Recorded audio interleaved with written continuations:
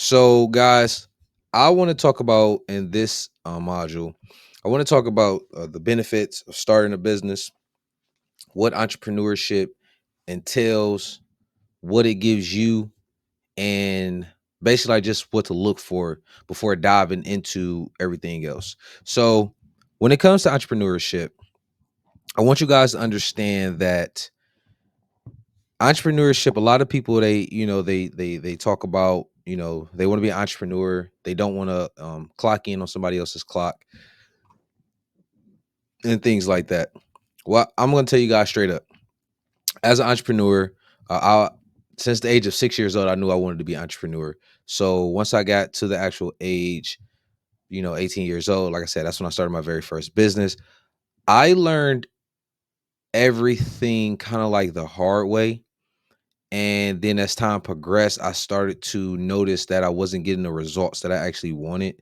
So then what I started end up doing was I started getting into more mentorships, courses, things of that nature. And then what I actually learned was I can get to my results 10 times faster if I pays for someone else's time, because what they're going to do is they're going to take all of their time, all of their downfalls, and they're going to shorten it up. So basically, I won't go through all of their pitfalls and everything that they went through.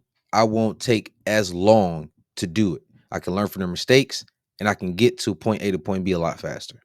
So the benefits of being an entrepreneur. So you got the financial freedom aspect, of course.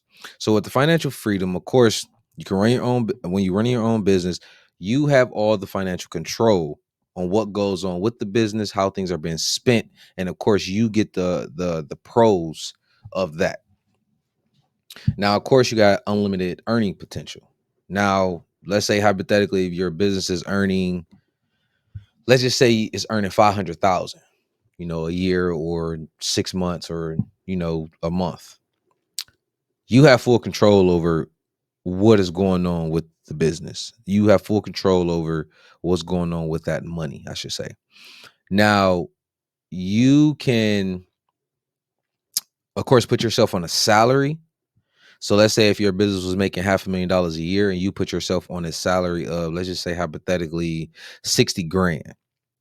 Now, you have full control. And nobody can tell you what you can pay yourself. Now, just because you pay yourself 60 grand does not mean that you do not have access to those funds. See, there's a big difference, in the business realm. A lot of us say, I rather control it than own it. Now that goes into more of the legal structure of things, which we will dive into later on. But guys, you don't really want to own anything. You want to control everything. There's a huge difference, because when things go wrong, they can't come after you personally. Now understand this. As an entrepreneur, when you're setting up businesses and things like that, all of the entities that you're going to create, those entities are going to be separate, which means they're going to live on their own. Which means when you go out there and let's just hypothetically say, let's say you get into real estate and you create 123 Main Street or something like that for this specific property. That is a business. That business is going to make money. Whatever strategy that you're using to acquire that, whether it be, I mean, not to acquire it, but to actually run it, whether it be, um, whether it be So whether it be you're using this particular property to do, let's say Airbnb, let's say to do rental, or you're doing a fix and flip. When you create 123 Main Street, that is his owned individual, which means if anything happens to that property, as long as you have the legal structure and everything set up properly, anything that happens with that property, they cannot come after you as an individual. They can't. So let's say hypothetically, just quick example, and then we're moving on. You have $3 million in the bank. That's your personal funds. And let's say something happened to their property and they try to sue you, but they have to go through the legal structure and they have to sue the legal structure. Let's say the legal structure, 123 Main Street, only has 50,000 in the bank and it has no assets. Guess what, guys? They cannot come after you personally for that $3 million that you have sitting in the bank, that big house that you're sitting in, all of the vehicles that you may have, the boat, the yacht, they can't come after any of that. They can only go and get 123 Main Street's assets, which is only $50,000. So just kind of putting that in your ear, because that's something that you need to be aware of when you stepping out here, because legal structures actually do matter. Now let's move over to the control over your actual career. Guys, as an entrepreneur, nobody can tell you what to do, how to do it. Um, they have no control over what you do. They have no control over anything you do with your business. They don't have no control over. So that definitely is a benefit, because your career, all of the upside as well as downside, is fully on you. So be mindful of that as well. So you got that freedom. Your own schedule, the decision making, everything is solely on you. And for me, that's a benefit. Personal fulfillment. Now, the things that you get out of personal fulfillment is, depending on whatever your business is, your business should be solving problems for customers.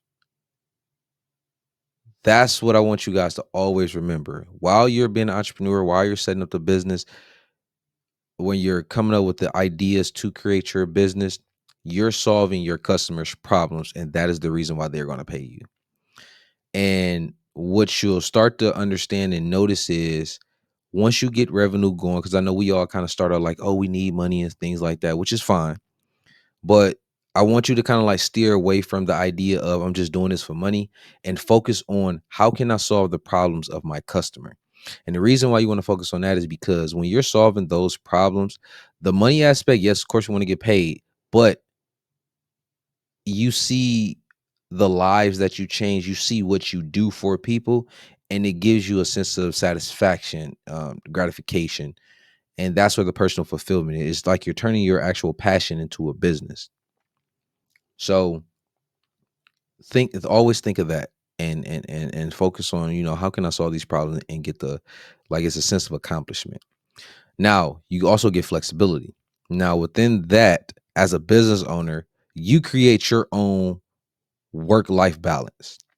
Now, I'm not going to lie to you guys. In the beginning of starting your business, think of it as your baby. Then whether you have a baby or don't have a baby, somebody who has had a baby, and as as adults and just going through life, we see how much time and dedication it takes to raise a baby. It's a lot. I have two of them, so I know. But it's an investment. You have to look at it as something that's going to be for the long haul. It's not a sprint, it's a marathon. Everything that you invest into this baby, you will see grow as time goes forward. But understanding that in the beginning, you're going to put a hell of a lot of time and effort and energy to get this thing moving. So I just want you guys to be prepared for that. Now, as far as the amount of hours, I mean, you'll kind of see like what makes sense for you in your situation and whatever business that you have. You'll start to construct that in a certain way to best fit you. Setting your own hours, working remotely, working in office if you need an office, or if you have a home office. Like while creating this video, I'm in my home office right now, and my actual, what you want to call it, professional office is actually like 2 miles down the road or a mile down the road from me. So I literally takes me 5 minutes. But one thing that I always do when it comes to my businesses, I always kind of center them around, my family, because my family needs me at the end of the day. So everything that I do is kind of like centered around them. So it's like I like to work at home more than being in my actual office. So just keeps that in mind. Next thing is, making an impact. Like I said, with owning the business, it gives you the opportunity to create differences in other people's lives.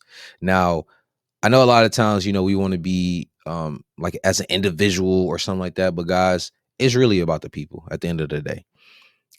You wouldn't even have the ability to create a business or run a business if it was not for other people looking to do business, looking to purchase a product or a service that helps solves their problems.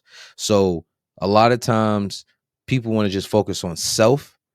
Once you stop focusing on self and you focus on the other person, that's when you can start to develop and cultivate a business that you actually have passion in, and you also have passion with doing the service or selling the product that you're going to sell or that you're creating.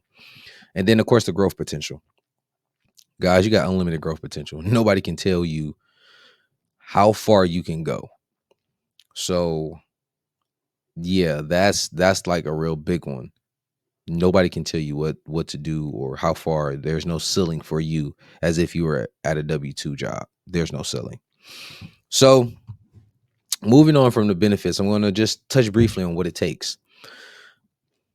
Guys, let's be completely honest. In some instances, like, we see these multi billionaires and things like that, I just want to kind of put it into perspective. Some opportunities are pure luck. Some of them are about timing. When you look at a business, you want to look at the market. What is the market missing? Now, when I say the market is basically like the economy, like, what's going on day to day. What do people need? Whether it can be, what does it need in my hometown? What does it need in my state or my region? Or what can the US or worldwide, what can they what do they need that I can fulfill? So that's the marketplace. Focus on that. Be realistic when you're thinking about your business and how you can scale. Um, Within one of my businesses in the past, because I actually closed two of my businesses because I wanted to transition into something that was way more scalable and a lot less stressful. Because at the end of the day, guys, businesses are stressful. My dealership and Toro, I closed both of those businesses because one, the market became oversaturated because within the Toro space, anybody can get into it. And then when it comes to the dealership space, I only started a dealership in order to grow my Toro fleet, but I just ran into a lot of complications that just were not worth it. Even with the money that I was making, it wasn't worth it. And guys, once you start making money, you'll see like, okay, this is not really worth it. This isn't the profit margins that I want to even get, or vice versa. It could be something that you like, oh yeah, I love this or whatever. It's just very stressful, but I love doing this, so I'm going to keep doing it.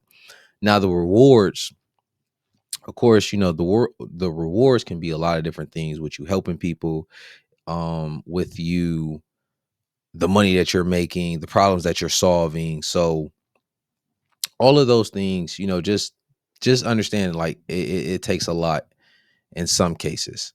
But everything is a case by case scenario. So don't take, you know, my prior experience and think that that's just what it is, because it's not. Things could be completely different for you depending on what market you're in, the area you're in, the opportunity that you have, and the structure that you have set up. Now, moving forward to the next sections, we're going to cover a bunch of different topics. Now, guys, what I'm going to tell you is I'm going to take you step by step on how to start your business, which means we're going to go over the legal structures. We're going to go through where to actually go to set it up, how to do it, how to get your LLC, how to register it, how to get your EIN, how to set up your business bank account. I'm going to take you step by step on each and every one of those aspects. So guys, don't worry, I got you. I'll see you in the next module.